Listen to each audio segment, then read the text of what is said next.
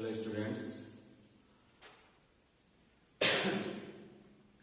Last class में हम लोगों ने वेक्टर अलजेब्रा की different types of basic theories के बारे में डिस्कशन किया था।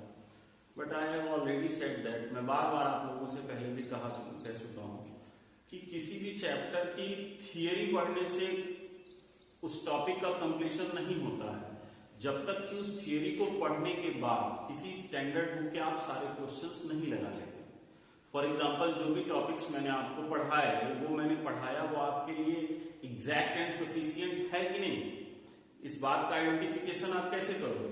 मेरे टॉपिक पढ़ाने के बाद या किसी सब्जेक्ट टीचर के किसी सब्जेक्ट के टॉपिक को पढ़ाने के बाद यदि स्टैंडर्ड बुक के सारे क्वेश्चंस आप लोग लगा लेते तो इट मीन्स जो भी टॉपिक की थियरी बताई गई है वो आपके लेवल पे सफिशिएंट है, क्योंकि उस थियरी को पढ़ने के बाद आप उससे रिलेटेड स्टैंडर्ड बुक के सारे क्वेश्चंस को लगा लेंगे। Now we are focusing about board examination. अभी जो हम थियरीज पढ़ रहे हैं उसका लेवल जो हमने फोकस किया है वो बोर्ड एग्जामिनेशन।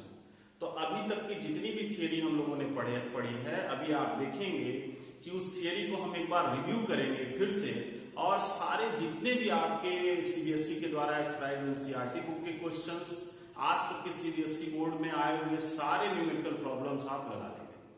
तो dear students, now we will proceed the theory again and we will solve all the numerical problem from NCERT and also from all the previous year board examination.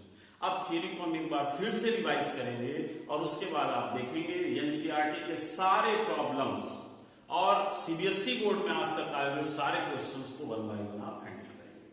तो now we will again discuss, हम एक बार फिर से दोहराते हैं इसकी vector algebra की starting हम लोगों ने कहां से करी थी। सबसे पहले हम लोगों ने यही डिस्कस किया था कि all the physical quantities are divided into two parts on the basis of magnitude and direction। Magnitude और डायरेक्शन के अकॉर्डिंग जो आपका फिजिकल क्वांटिटीज थी that will be divided into two parts, scalar and vector।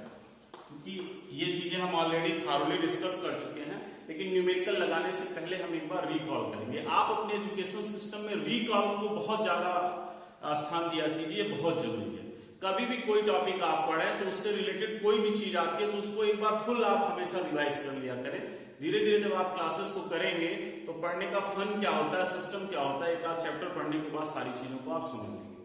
तो हम एक बार फिर से सारी चीजों को रिकॉल करेंगे और रिकॉल का अभी जो लेवल होगा वो होगा फोकस ऑन क्वेश्चंस। जिस टाइप के क्वेश्चंस आते हैं उसके अकॉर्डिंग थियरी को हम एक बार फिर से रिकॉल करेंगे।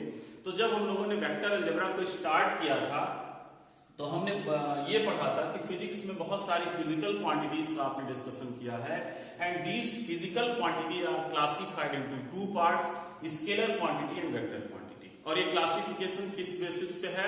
On the basis of magnitude and direction. Magnitude और डायरेक्शन के अकॉर्डिंग, ठीक है। मैग्नीट्यूड क्या होता है? मैग्नीट्यूड दो चीजों से मिलकर बना होता है, न्यूमेरिकल वैल्यू एंड यूनिट, ठीक है। अब जरा ध्यान दीजिए, स्केलर क्वांटिटी क्या होती है? Those quantities which only represented by its magnitude. और वेक्टर क्वांटिटी क्या होती है? Which are represented both by magnitude and direction. ये चीजें हम लोगों ने डिस्कस की थी प्रीवियस वीडियोस में, आप इसे रिकवर कर सकते हैं। अब इस पे क्वेश्चन का नेचर कैसे एग्जाम में आएगा तो पूछा जाएगा, ये ध्यान दीजिए। इस पे जो बेस्ड क्वेश्चन जनरली आते हैं, अभी कुछ क्वेश्चंस आपके एनसीईआरटी में आए हैं, उस पर हम आते हैं डिस्कस करते हैं कि कोई भी क्वांटिटी दी जाएगी और उन क्वांटिटीज के लिए पूछा जाएगा कि ये क्वांटिटीज स्केलर क्वांटिटी और वेक्टर क्वांटिटी है। तो इसमें दो तीन तरह के प्रॉब्लम बनेंगे, आप ध्यान दीजिए। एक तो होगा किसी क्वांटिटी का सिर्फ नाम दिया जाएगा, जैसे पूछा जाएगा टाइम, स्पीड एक्सेट्रा। एक ऐसा होगा कि जिसमें किसी क्वांटिटी का फर्स्ट कैटेगरी का जो क्वेश्चन बनेगा, इस तरह से क्वांटिटी का नाम दिया जाएगा और पूछा जाएगा ये क्वांटिटी स्केलर है या वेक्टर है। तो अगर सिर्फ क्वांटिटी का नाम दिया गया है और उसके बिहाफ पे पूछा जा रहा है ये स्केलर है वेक्टर है, then you will clear on the basis of physics. तो ये क्वेश्चन आप ये मान के चलिए कि फिजिक्स के नॉलेज के पे डिपेंड करेगा, क्योंकि इन क्वांटिटीज का डिटेल डिस्कशन आप फिजिक्स के डिफरेंट टॉपिक्स में पढ़ते हैं, ठीक है।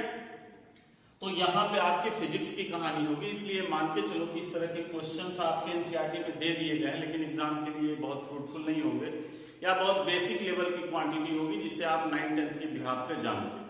ठीक है, तो एक तो क्वेश्चन की कैटेगरी होगी कि सिर्फ क्वांटिटी दिया जाएगा, तो क्वांटिटी वो वेक्टर है या स्केलर है, इसके लिए यहाँ मैथ्स का बहुत ज्यादा कोई रोल नहीं होगा, ये फिजिक्स में उन क्वांटिटीज को आपने डिटेल में पढ़ी होगी और वहां के बिहाफ पे आप बताओगे ये वेक्टर है या स्केलर है। सेकेंड होगा कि उस क्वांटिटी को मैग्नीट्यूड और डायरेक्शन के फॉर्म में गिवन होगा। फॉर एग्जांपल जैसे दिया जाएगा एक क्वांटिटी है जिसकी वैल्यू 2 सेंटीमीटर इन नॉर्थ है, इस तरह से दिया जाएगा, मतलब उस क्वांटिटी का मैग्नीट्यूड दिया जाएगा और डायरेक्शन दिया जाएगा। तो जब भी क्वांटिटी मैग्नीट्यूड और डायरेक्शन के फॉर्म में दी गई हो then you can observe easily.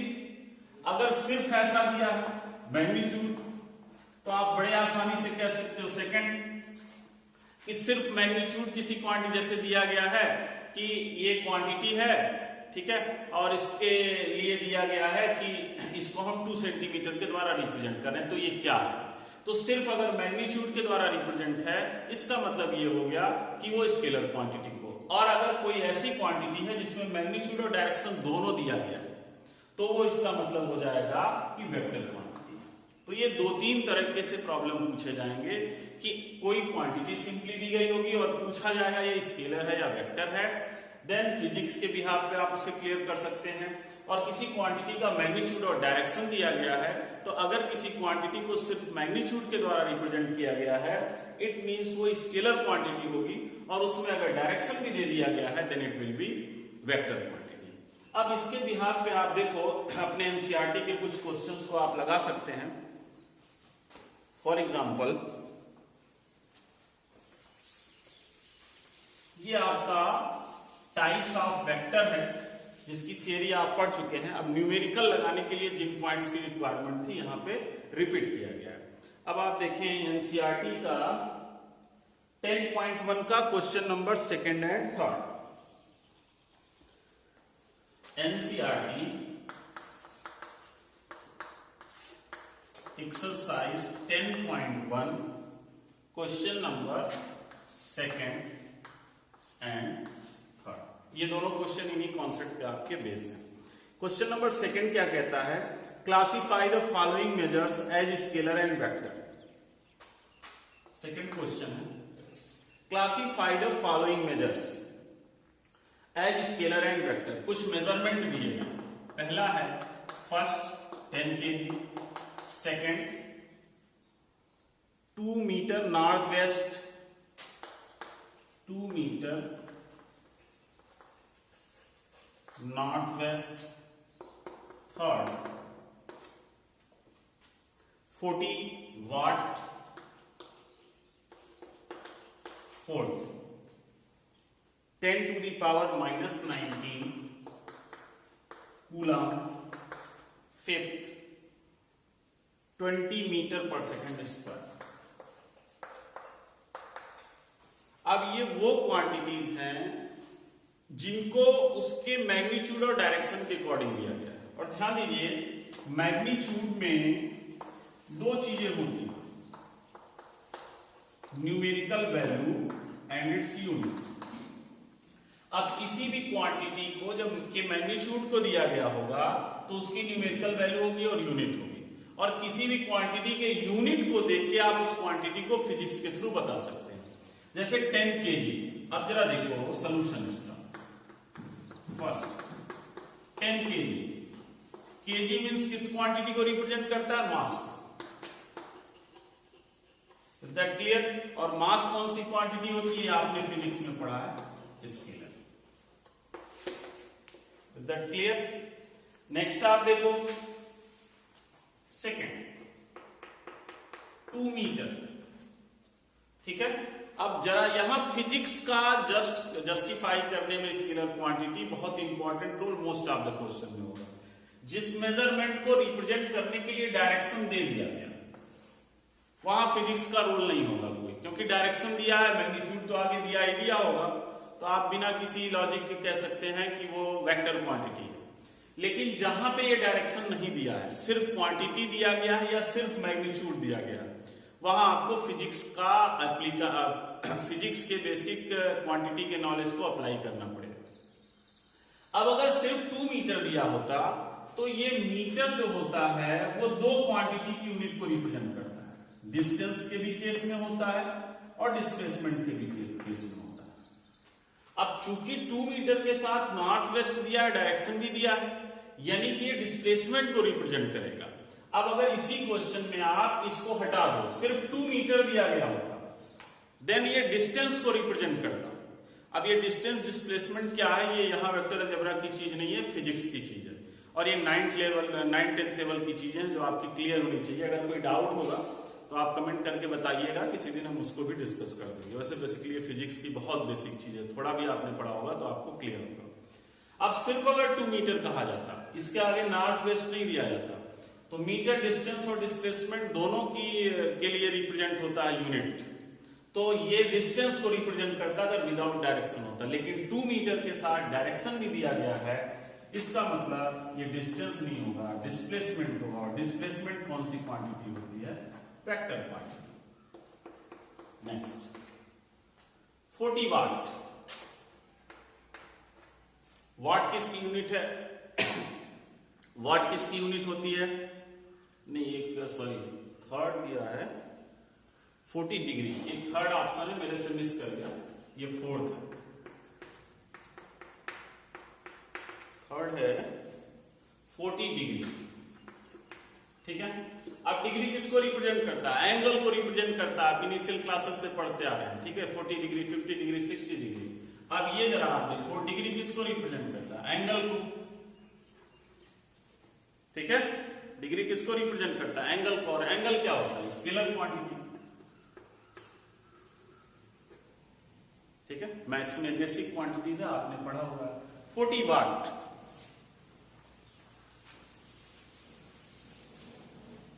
Fourth 40 वाट। वाट किसकी यूनिट होती है, पावर की। सब आपने 9th 10th में क्वांटिटीज पढ़ी हुई, ये किसकी यूनिट है, पावर की यूनिट है। और पावर कौन सी क्वांटिटी होती है, स्केलर क्वांटिटी, आपने फिजिक्स में पढ़ा होगा, so it is scalar quantity. फिर ये फिफ्थ होगा, ये fifth 10 to the power -19 coulomb, ठीक है। 10 to the power -19 coulomb. Coulomb क्या है, चार्ज, इसको फिजिक्स में रिप्रेजेंट करता है, चार्ज। और वहां आपने पढ़ा है ये चार्ज कौन सी क्वांटिटी होती है, स्केलर क्वांटिटी, ठीक है। नेक्स्ट आपका है 20 मीटर पर सेकेंड स्क्वायर, लास्ट है 20 मीटर पर सेकेंड स्क्वायर। मीटर पर सेकेंड स्क्वायर एक्सीलरेशन को रिप्रेजेंट करता है, और एक्सीलरेशन आपने फिजिक्स में पढ़ा हुआ है, वेक्टर। यानी अल्टीमेट कंक्लूजन ये निकलता है कि अगर किसी क्वांटिटी को स्केलर और वेक्टर पूछा जाए तो उस क्वांटिटी का बेसिक नॉलेज फिजिक्स के थ्रू आपने जानना होगा इसे जस्टिफाई करने के लिए। अगर फिजिक्स में जब भी इस चैप्टर को आपको पढ़ाया गया और उन क्वांटिटीज का एक्सप्लेनेशन किया गया और आप मिस कर गए हो, तो वो जस्टिफाई नहीं कर पाओगे, और वो वेक्टर अलजेब्रा का टॉपिक नहीं है, उस क्वांटिटी का डिटेल डिस्कशन फिजिक्स के उस चैप्टर का टॉपिक होता है। तो ये इसका तरीका होता है, ठीक है। अब किसी क्वांटिटी को आप मिस कर रहे हैं तो इसके बारे में आपको फिजिक्स वाले चैप्टर को रिकॉल करना होगा। तो ये तरीका हुआ। अगर फर्स्ट टाइप का जो न्यूमेरिकल है, बेसिक आपने वेक्टर स्केलर का पढ़ा हुआ है, कि अगर किसी भी क्वांटिटी को वेक्टर और स्केलर पूछा जाए तो उस क्वांटिटी का डिटेल आपको फिजिक्स के थ्रू क्लियर होना चाहिए। हाँ, अगर किसी के साथ डायरेक्शन दिया है तो आप फिजिक्स वगैरह कुछ नहीं, क्वांटिटी जानते हो तो कोई प्रॉब्लम नहीं। अगर आप डायरेक्शन को आगे शो किया है तो वो वेक्टर हो जाएगा। तो ये तरीका हुआ किसी भी क्वांटिटी के स्केलर और वेक्टर को आप कैसे जस्टिफाई करेंगे।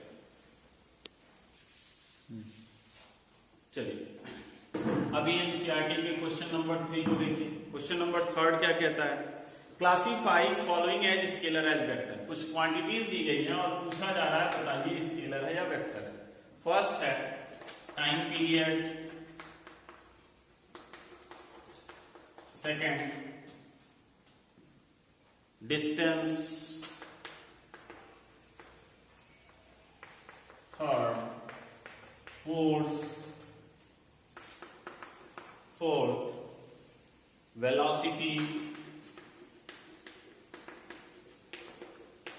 Fifth, work done. अब यहां मैथमेटिकल कॉन्सेप्ट जो वेक्टर अलजेब्रा का बताया गया उसके अकॉर्डिंग आप ये बहुत ज्यादा जस्टिफाई नहीं कर सकते हैं कि ये वेक्टर है या स्केलर है। इस क्वांटिटी की डिटेल आप फिजिक्स में पढ़ते हो। टाइम पीरियड क्या होता है आप पढ़ते आ रहे हो। वेव वाला जो चैप्टर था उसमें आपने टाइम पीरियड पढ़ा था। टाइम पीरियड क्या होता है, स्केलर क्वांटिटी होता है। फिर आपका डिस्टेंस दिया गया, मोशन चैप्टर 9 में पढ़े थे, वहां डिस्टेंस आया था, ये भी स्केलर क्वांटिटी है। थर्ड, ठीक है, ये भी मोशन में आपका आया है फोर्स। फोर्स कौन सी क्वांटिटी होती है, वेक्टर क्वांटिटी होती है, ठीक है। नेक्स्ट आपका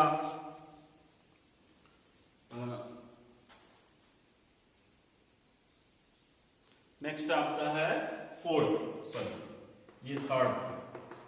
फोर्थ है वेलोसिटी। वेलोसिटी आपकी ये भी वेक्टर क्वांटिटी होती है। और fifth work done, work energy and power आपने चैप्टर पढ़ा है, ये कौन सी क्वांटिटी होती है, स्केलर। तो इन पूरी क्वांटिटीज का डिटेल आप फिजिक्स के डिफरेंट चैप्टर में पढ़ेंगे और जनरली आपकी बहुत हल्की फुल्की क्वांटिटीज आएंगी जिससे आप आसानी से ऑब्जर्व कर सकते हो। Is that clear? तो ये हुआ कि वेक्टर और अलजेब्रा स्केलर और वेक्टर क्वांटिटी को आप कैसे आइडेंटिफाई करेंगे। Now we will discuss about the next topic.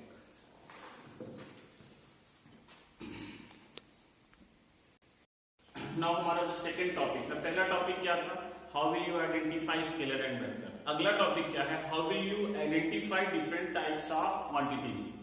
आपको डिफरेंट टाइप्स ऑफ क्वांटिटीज बताई गई है, coinitial vector, coterminal vector, equal vector, union vector and so on. तो अगर कुछ जो टाइप्स ऑफ वेक्टर है, जैसे ये जो फोकस है कोइनिशियल, इक्वल एंड कोलिनियर वेक्टर के आइडेंटिफिकेशन पे बेस्ड क्वेश्चन है।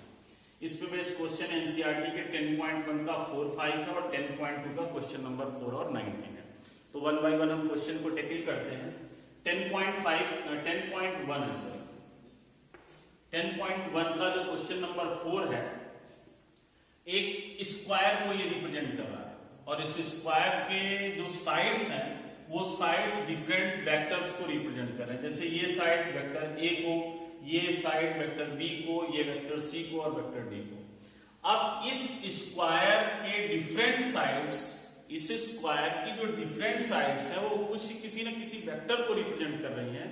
तो आपको इसमें बताना है, जो फर्स्ट पार्ट पूछा गया, कोइनिशियल वेक्टर कौन से हैं, इक्वल वेक्टर कौन से हैं और collinear but not equal vector कौन से, ये आपने बताना है।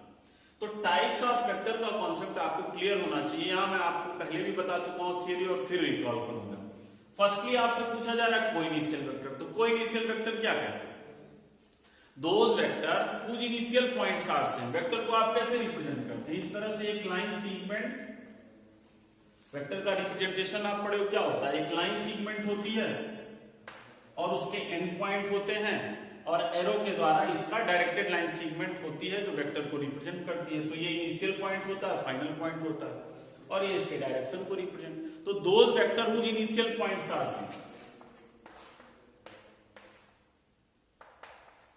ऐसे वेक्टर जिनके इनिशियल पॉइंट सेम होते हैं उनको हम क्या बोलते हैं, कोइनिशियल वेक्टर। तो इस पूरे फिगर को डिस्कस करो। ये पॉइंट आप देखो, ये 4 ही पॉइंट है यहाँ पे। तो ये पॉइंट देखो, यहां से 2 वेक्टर निकल रहे हैं, वेक्टर ए और वेक्टर डी। यहां देखो, यहां से कोई 2 वेक्टर नहीं निकल रहे हैं, यहां से भी नहीं निकल रहे हैं, यहां से भी नहीं निकल रहे हैं। तो यहां सिर्फ ये पॉइंट है जहां से वेक्टर ए और डी निकल रहे हैं, दीज आर कोइनिशियल वेक्टर्स। तो कोइनिशियल वेक्टर क्या होगा, वेक्टर ए और वेक्टर डी। नेक्स्ट आपसे पूछा जा रहा है इक्वल वेक्टर्स। इक्वल वेक्टर क्या बताया गया था, 2 वेक्टर्स, सपोज करिए वेक्टर ए और बी हैं और इनका मैग्नीट्यूड भी सेम एंड आल्सो डायरेक्शन भी सेम। ये दोनों क्वांटिटी, ये कोई 2 वेक्टर इन दोनों प्रॉपर्टीज, दोनों क्वालिटी को होल्ड करेगा तो इक्वल वेक्टर होगा। अब इसमें देखो कौन से वेक्टर्स हैं जिनका डायरेक्शन भी सेम है और मैग्नीट्यूड भी सेम है। तो पहली बात तो मैग्नीट्यूड कब सेम होगा, ये स्क्वायर को रिप्रेजेंट करने वाली ऑल 4 साइड्स की लेंथ इक्वल होती है। तो लेंथ की कहानी तो यहाँ चारों वेक्टर सभी के magnitude same, but equal vector के लिए डायरेक्शन भी सेम होना चाहिए। और डायरेक्शन ये देखो, वेक्टर है वेक्टर सी, ये अपोजिट डायरेक्शन में, ये वेक्टर बी और वेक्टर डी चूंकि स्क्वायर की साइड है इसलिए इनका मैग्नीट्यूड इक्वल होगा, और डायरेक्शन भी देखो दोनों डाउनवर्ड है, पैरेलल है, ठीक है। तो वेक्टर बी और वेक्टर डी क्या हो जाएगा, इक्वल वेक्टर हो जाएगा, क्योंकि इनके मैग्नीट्यूड भी सेम है और एरो देखिए डायरेक्शन भी सेम है, स्क्वायर के अपोजिट साइड पैरेलल होती है, यानी सेम डायरेक्शन को, दो पैरेलल लाइन सेम डायरेक्शन को रिप्रेजेंट करती है। तो वेक्टर बी और वेक्टर डी क्या हो जाएगा, इक्वल वेक्टर हो जाएगा। नेक्स्ट पूछा जा रहा है कोलिनियर बट नॉट इक्वल। अब कोलिनियर वेक्टर क्या बताया गया था, those vectors which support are same, वो वेक्टर्स जिनके सपोर्ट सेम होते हैं उनको हम कोलिनियर या पैरेलल वेक्टर कहते हैं। और सपोर्ट क्या होता है कि वो वेक्टर जो किसी सेम लाइन के पार्ट हो तो उनका सपोर्ट सेम कहा जाएगा, वो डिटेल मैंने वहां बताया था लास्ट वीडियो में, क्लियर कर सकते हैं। अब ये देखो वेक्टर ए और वेक्टर सी, ठीक है, ये कोलिनियर वेक्टर है, वेक्टर ए और वेक्टर सी कोलिनियर वेक्टर है। क्यों, क्योंकि ये इनका सपोर्ट सेम है, ठीक है। वेक्टर बी और वेक्टर डी, ठीक है, इनका भी सपोर्ट आपका सेम है, लेकिन कह रहा है collinear but not equal. Equal में क्या होता है, मैग्नीट्यूड भी सेम होना चाहिए, डायरेक्शन भी सेम होना चाहिए। अब वेक्टर बी और वेक्टर डी लिख रहे हैं तो ये कोलिनियर भी हो जाएगा, इक्वल भी हो जाएगा, कोलिनियर भी होगा और इक्वल भी हो जाएगा, लेकिन कह रहे हैं कोलिनियर हो बट नॉट इक्वल। तो इसके लिए वेक्टर ए और वेक्टर सी को आप देखिए, ये क्या है, इनके सपोर्ट सेम है लेकिन इनका डायरेक्शन डिफरेंट हो जाता है, और जो इनका डायरेक्शन डिफरेंट होगा वो इक्वल वेक्टर की कंडीशन को कंट्राडिक्ट कर देगा। इसलिए वेक्टर ए और वेक्टर सी कोलिनियर दोनों होंगे, गौर कीजिएगा। अगर केवल कोलिनियर पूछता तो here there are two answers, vector A and vector C and vector B and vector D. लेकिन कह रहा है कोलिनियर हो बट नॉट इक्वल, इक्वल ना हो। तो कोलिनियर हो और इक्वल ना हो तो इस केस में क्या होगा, हमें वेक्टर ए और वेक्टर सी को लेना होगा। अगर यही कहा जाता कोलिनियर एंड इक्वल दोनों हो तो आपका आंसर होता vector B and vector D. तो ये आपके एक्सरसाइज 10.1 का क्वेश्चन नंबर 4 है, जो आपके टाइप्स ऑफ वेक्टर की इस कहानी को क्लियर कर रहा है। अभी नेक्स्ट हम देखते हैं क्वेश्चन नंबर 5। क्वेश्चन नंबर 5 क्या कहता है इसी का, answer the following are true or false.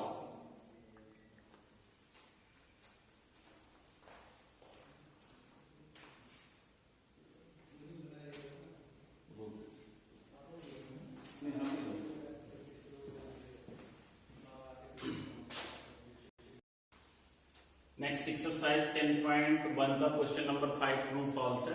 ये भी आपके टाइप्स ऑफ वेक्टर का कॉन्सेप्ट क्लियर है, उसी पे ये बेस्ड है। क्या कहा जा रहा है, vector A and minus vector A R collinear, ये ट्रू है या फॉल्स है। अब vector A and minus vector क्या होंगे, निगेटिव ऑफ ईच अदर, और निगेटिव वेक्टर का कॉन्सेप्ट आपको बताया गया, ठीक है। तो निगेटिव वेक्टर क्या होते हैं, कोलिनियर होते हैं। कोलिनियर वेक्टर का भी कॉन्सेप्ट आपको बताया गया। कोलिनियर मीन्स क्या होगा, जिनके सपोर्ट सेम होंगे, वेक्टर ए बी और ये वेक्टर बी सी, ऐसा भी हो सकता है या ऐसा भी हो सकता है। कोलिनियर में सिर्फ सपोर्ट सेम होना चाहिए, डायरेक्शन मैग्नीट्यूड से कोई लेना देना नहीं होता, ठीक है, कि वो वेक्टर्स उनका सपोर्ट सेम हो, मतलब किसी सेम लाइन के पार्ट हो या पैरेलल लाइन के पार्ट हो, वो वहां पे आपको डिटेल डिस्कस किया गया था। तो vector A and minus vector A क्या होंगे, collinear. Vector A minus vector A में क्या होगा, यही हो सकता है। ये सपोज कीजिए ए बी है, ये डी सी है, ये वेक्टर ए रिप्रेजेंट कर रहा है। वेक्टर ए वेक्टर ए मतलब मैग्नीट्यूड सेम हो गया और माइनस लग गया यानी कि डायरेक्शन सेम है, ठीक है। तो मैग्नीट्यूड से कोलिनियर में कोई लेना देना ही नहीं, सिर्फ वो किसी सेम लाइन के पार्ट हो या पैरेलल लाइन के पार्ट हो।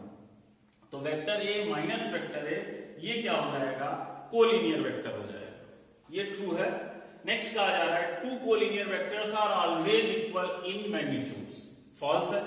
दो वेक्टर अगर कोलिनियर हैं तो ये कोई जरूरी नहीं है कि उनका मैग्नीट्यूड इक्वल हो, इक्वल भी हो सकता है और इक्वल नहीं भी हो सकता है। तो कोलिनियर वेक्टर ये कोई जरूरी नहीं है कि इनका मैग्नीट्यूड हमेशा इक्वल हो, तो ये फॉल्स है। इस थियरी को सबको डिटेल बताया गया है। अगर कहीं से आपको समझने में दिक्कत होगी तो आप क्रॉस क्वेश्चन करिएगा, मैं फिर से आपको बता दूंगा। Two vectors having same magnitude are collinear, कोई जरूरी नहीं है। दो वेक्टर्स हैं, उनका मैग्नीट्यूड सेम हो तो वो कोलिनियर है, ऐसा कोई जरूरी नहीं है। ठीक है, मैग्नीट्यूड से कोलिनियरिटी का कोई लेना देना नहीं, अभी आपको थोड़ी देर पहले भी मैंने डिस्कस किया। Two collinear vectors having the same magnitude are equal, दो कोलिनियर वेक्टर के same, two collinear vectors having the same magnitude are equal, कोई जरूरी नहीं है, क्योंकि इक्वल वेक्टर के लिए मैग्नीट्यूड भी सेम होना चाहिए और डायरेक्शन भी सेम होना चाहिए।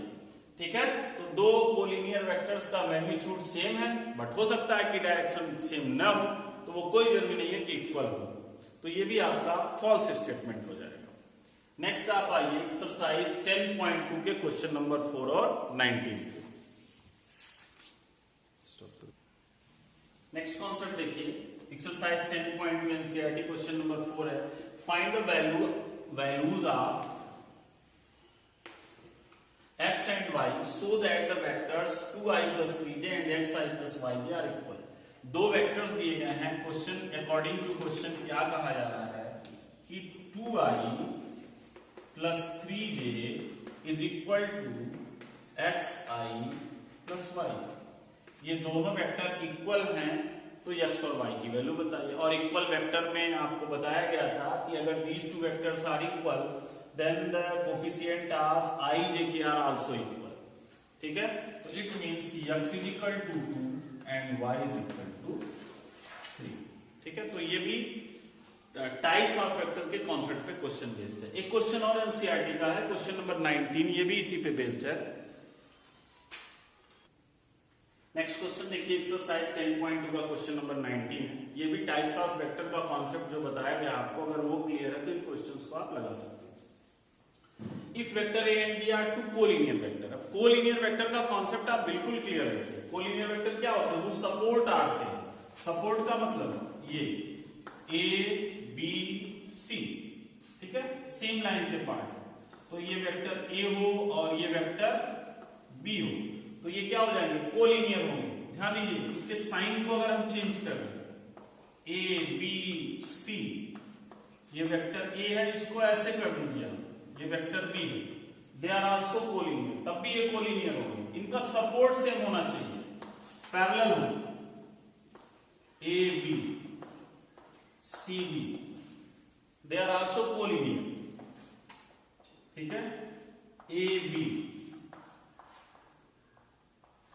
सी B, they are also collinear, ये सभी क्या होंगे, कोलिनियर वेक्टर होंगे। कॉन्सेप्ट मैंने डिटेल बताया था। तो vector A and vector B are two collinear vectors, then which of the following are incorrect, इसमें कौन सा करेक्ट है और कौन सा इनकरेक्ट है, हमें ये बताना है। इनकरेक्ट हमारा आंसर होगा, करेक्ट नहीं होगा, बट आपको डिस्कस पूरे का करना होगा। Vector B equal to lambda vector, एकदम बेसिक थियरी आपको बताई गई कि अगर दो वेक्टर कोलिनियर होते हैं तो एक दूसरे के स्केलर प्रोडक्ट का के इक्वल होता है, तो ये तो बिल्कुल बेसिक आपको बताया गया, दे आर कोलिनियर वेक्टर, ये करेक्ट ऑप्शन है, नो प्रॉब्लम।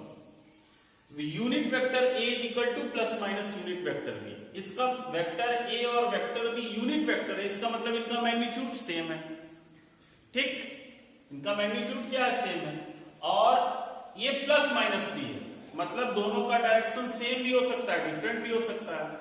तो दो वेक्टर का डायरेक्शन सेम है या डिफरेंट है, तो इन दोनों केस में ये क्या होता है, कोलिनियर भी होता है। मैग्नीट्यूड से यहां कोई लेना देना नहीं, बट इक्वल है तो उससे भी कोई दिक्कत नहीं, अनइक्वल होता तो भी कोई दिक्कत नहीं होती है। तो ये भी आपका बिल्कुल बेसिक है, ये कोलिनियर हो जाएगा। फिर पूछा जा रहा है the respective component of vector A and B are proportional.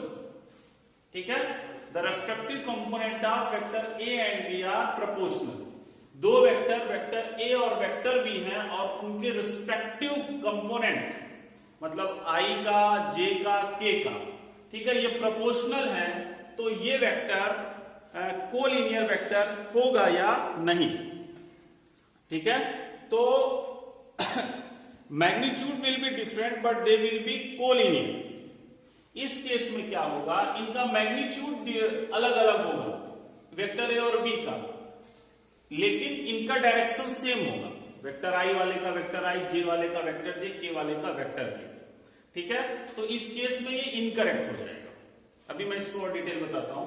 Both the vectors vector A and vector B have the same direction but different magnitude.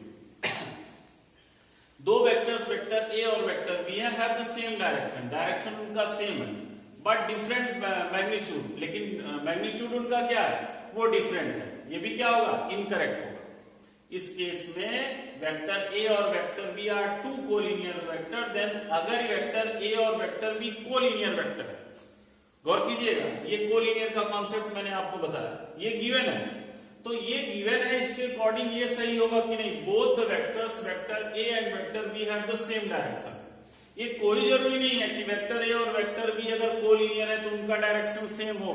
ये देखो, डायरेक्शन सेम भी हो सकता है, डिफरेंट भी हो सकता है, तो ये इनकरेक्ट यहीं पे हो जाएगा, बट डिफरेंट मैग्नीट्यूड्स, बट इनका मैग्नीट्यूड डिफरेंट है, तो ये ऑप्शन आपका इनकरेक्ट हो जाएगा। ठीक है, तो ये आपका इस पे बेस्ड एक्सरसाइज 10.2 का क्वेश्चन नंबर 19। अब ये टॉपिक 2 हो गया। अब इसके बाद हम लोग टॉपिक 3 के क्वेश्चंस को भी डिस्कस करते हैं। ठीक है, तो इसमें कोई आपको डाउट होगा तो क्रॉस क्वेश्चंस आप